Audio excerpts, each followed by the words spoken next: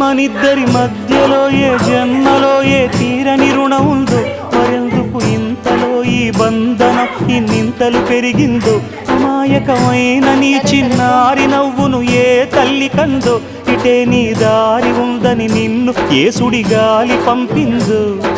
పాపం పుణ్యం దేవుడికెరుక, పేదకు దొరికిన బంగారు కణిక, పాలు వెన్నాలేవని అనక ప్రేమను తాగి పెరగవెసిలక.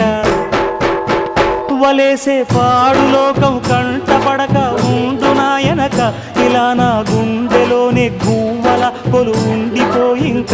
ఇటే పొస్తే ఎమున్నైనా నిలేస్తానే, మరింక ఏ కీడు నీ వంక రాలే.